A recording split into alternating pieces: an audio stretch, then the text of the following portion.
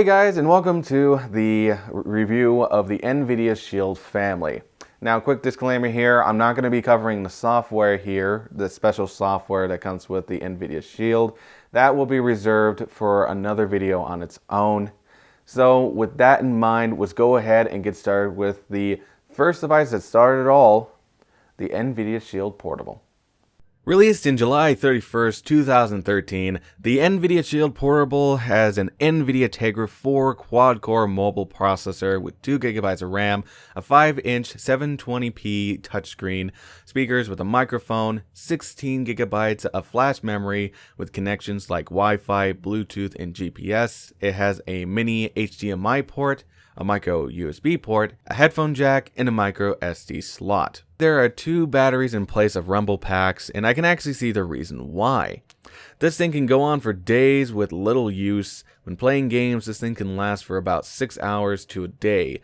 This is actually a pretty long battery life considering that this is a device meant for gaming. The screen is, as I said before, a 5-inch 720p multi-touch captive screen. And while it may be small, it actually works very well with this type of device. The screen is pretty clear, sharp, and very responsive to touch. Unfortunately, there is a little bit of a problem in terms of placement. Considering the fact that the screen is literally connected to a controller, touching it can get kind of awkward. For example, if you want to play a full touchscreen game that's in landscape mode, you have to, for lack of a better word, cradle the screen while your thumbs are touching it. This can make typing very awkward, and even more so when you have to put the device on its side. Sometimes when the device is on its side, the gyro fails to recognize it's on its side and doesn't switch the screen from landscape to portrait mode. But even so, playing games or apps that require your screen to be in portrait mode is actually pretty bad, considering one hand is going to be touching the screen while the other one is going to be holding the body of the controller. Also, it does not have a light sensor, meaning that you have to manually set the brightness. While this one's not really much of a problem for me, it is a problem for some, especially since the brightness of the screen actually eat up a lot of your battery. Now, despite this, NVIDIA has actually have a few things in place that actually solve these issues. For the touchscreen, they do have a game mapper that you can use, which I'll get into later, and also they recommend an application that will force the screen into a different orientation. And while I seem to be negative, it's actually a really good screen if you're not going to be using it as a touch device or doing stuff in portrait mode. Continuing down, we have what I think is probably the best speakers I've heard in a long time. The speakers are really loud and actually pretty clear for portable speakers. This thing could easily be a good music player replacement. I can hear my own music and videos over general areas that are noisy, such as crowded space, car rides, and like. Now we have 5 function buttons, and they are as follows. We have the volume button, the pause game mapper button, the back button, the home button, and the NVIDIA power button. Next are the controls. We have the A, B, X, and Y, the 2 back bumper buttons and triggers, 2 controller sticks, and a D-pad. For the buttons, I don't really have much to say about them other than that they have a sticky kind of press, but they are very responsive and very useful in the heat of a game, so you're going to be just fine with these type of buttons. The control sticks are also responsive as well, especially when it comes to some driving games that support stick controls. And the D-pad is pretty much the same thing as well. In terms of playing games on this device, has been rather quite a blast. Games like Crazy Taxi, Half-Life 2, and Portal, for name a few, have been very fun and very smooth to play. While granted, when it comes to playing Half-Life 2 or Portal, for example, there has been some frame skips, but very far in between that I usually don't really notice. Overall, I had a great time with this device. The games I run on it are pretty fun. In my personal opinion, this thing is great for people who want to play games on the Android device but don't want to shell out too much cash for it and you're not looking for a tablet replacement. So if you're tight on cash but you want to have a great gaming experience, this device is certainly for you. And that's the NVIDIA Shield Portable. Now, one thing to keep in mind real quick is that this thing was recently updated to Android Lollipop, not sure if it's going to be upgraded to Marshmallow yet, but considering how their support for it is still going, I won't be too surprised if they do. So now let's take a look at the NVIDIA Shield tablet. Starting off with the specs, the NVIDIA Shield tablet has an NVIDIA Tegra K1 GPU with a 2.2 GHz ARM Cortex CPU with 2 GB of RAM. The display is an 8-inch 1920 by 1200 multi-touch full HD display, and depending on what model you got, it varies from 32 to 16. However, I went with the 16 GB version. Now the inputs is mini HDMI, a micro USB, a 3.5mm stereo headphone jack with microphone support, micro SD slot, 3-axis gyro, accelerometer, and compass. And the wireless is, of course, Wi-Fi, Bluetooth, and GPS, 4G LTE if you got the 32 GB one. What's unique about this particular touchscreen is the stylus and, of course, multi-touch. Going over the stylus first, the stylus is locked firmly in place within its slot, which is great because you know that the thing's not going to randomly fly somewhere, get into a couch, and disappear forever. When removing the stylus, a quick starter will launch. Now, the quick starter actually has 4 programs on it, and depending on what you choose, you can tap them and go straight to it. And if you also set it as well, the thing will go to the pen mode, or in this case, you'll be able to use hand recognition. Now, of course, using the art program is also fun, especially since the screen is pressured, which means that the thing can simulate a brush or a pencil when holding the thing down. It may not sound exciting for some, but for artists, this is actually a pretty big deal.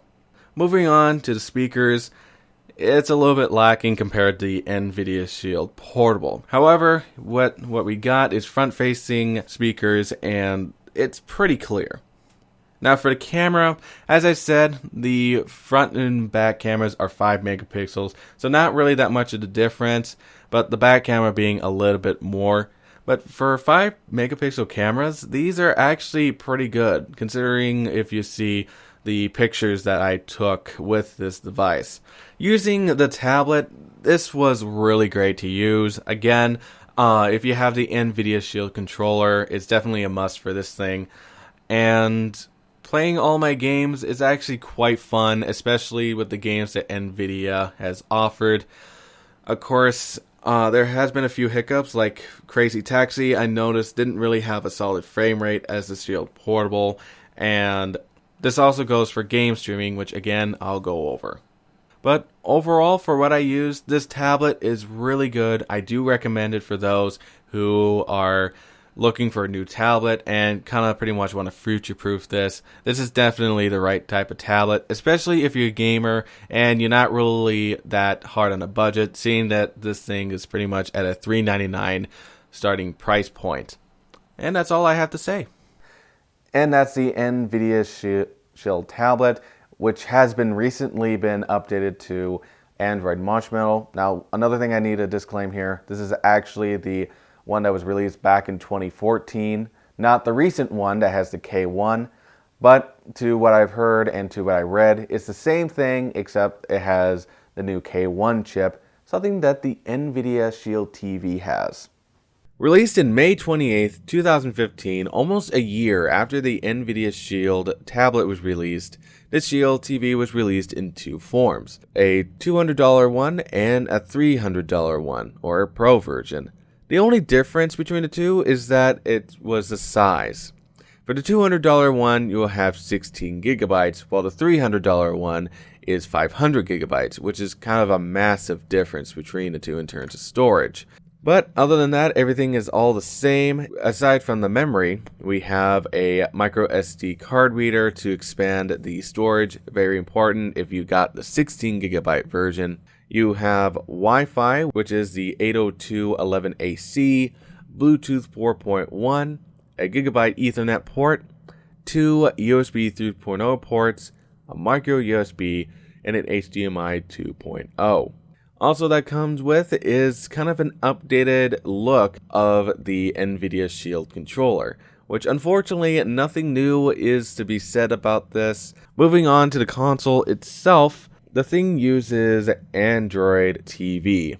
Now, compared to the Shield Portable and tablet, the Shield TV is completely different in terms of function. Mainly because that this thing is meant and geared to be a all-in-one media center. I'm going to go through everything that you'll see when you turn it on. Now, of course, I do want to point out real quick that to turn this thing on, you can either touch the touch-sensitive button or turn on either the remote or the controller, and that'll work just fine. On the first row, you have, well, anything you have been listening to, and after that, you have all the recommendations that Google Play or Shield has. You have the Shield Hub, which is just pretty much the Shield games, Stream, GeForce Now, and Netflix. If you want to know, Shield Games is just simply showing all the games that you currently can download that has the Shield support. As for games, it lists, well, all the games that you currently play that's installed on your system. Same thing for apps. This does include the Google Play Store and, of course, music and movies and TV. And on the bottom, you have, well, pretty much everything else. Settings, connection settings, Shield accessories, and power. From settings, you can do network, change Google Cast settings, system, which that controls the LED, the USB, processor, LED brightness, and all that fun stuff. Of course, you have apps, which shows all the running apps, turn them off, uninstall, that type of thing. And for HDMI, you can go ahead and turn on the CEC preferences if your TV does support it. Now, if you want to know what CEC is, pretty much it allows this device to be controlled by the TV. This device was great, but I do want to point out real quick that in terms of the search or voice search, it does seem to be a little bit context sensitive, as in the main menu you can search, well, movies, TV, and anything else. It does use Google Now, so you can ask for some stuff, but however, it is limited since it does not have a web browser, or you cannot seem to download any of the organization apps like Calendar. It's limited, but it's great to have it there. And it does search through all the streaming apps except for Netflix, which I have no idea why. And in YouTube, it does seem to be context sensitive, as when I hit the microphone on YouTube, it does search within YouTube and not the entire system, which is great. Other than that, in terms of performance, this thing is a lot better when it comes to games. Everything runs very smoothly, not to mention a lot of the games like Doom 3 or Half-Life 2. I had a great enjoyment out of it because there was less frame rate issues. And of course, playing PC games is nice, especially since you can plug in your keyboard and mouse or anything else that you desire. It was a great time, and I highly recommend it to people who want a high-powered or really good performance Android TV. A keep note, as well as these two, this thing was also updated to Android Marshmallow, the Android TV version. Now, the last thing I want to talk about here is that's included in this is the NVIDIA Shield controller.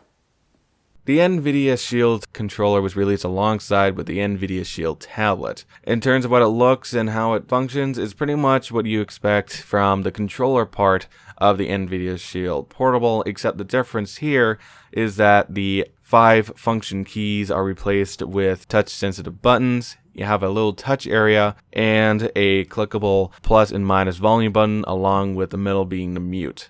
Other than that, there's not really much of a difference between the two. It is pretty responsive because of the Wi-Fi, but I do have to complain about the touch-sensitive buttons because there has been more than enough times where I accidentally hit one of the buttons by accident and I didn't know until it's either too late.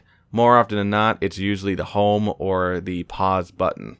And that's pretty much it. This one has been pretty disappointing to me, especially since this thing is priced at $50.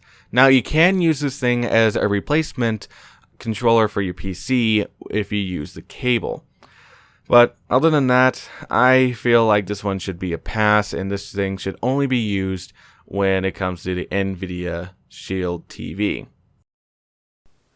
So if you guys probably have already guessed, I'm not really a fan of the controller. Honestly, if it was down like $40, then I think it would be worth it. But for where it is right now, and considering how much like third-party controllers have, I personally think you might as well go with those. But regardless, what did I think about the entire family? These are really solid devices. For something that was originally made for gamers to something that you can use every day and have on your TV. They're all very solid devices with gamers in mind, high performance, and for a couple of these devices, you can use them for everyday use or give it to someone who isn't really in gaming. Even if the software that was promoted for streaming isn't exactly a fancy, they thankfully didn't make it the main focus point, and you'll be able to use them regardless if you don't use that feature. So, with that in mind, guys, please leave a like, subscribe, and what's your guys' experience with these devices? I'm actually interested to know. And with that in mind, guys, I'll see you guys next time.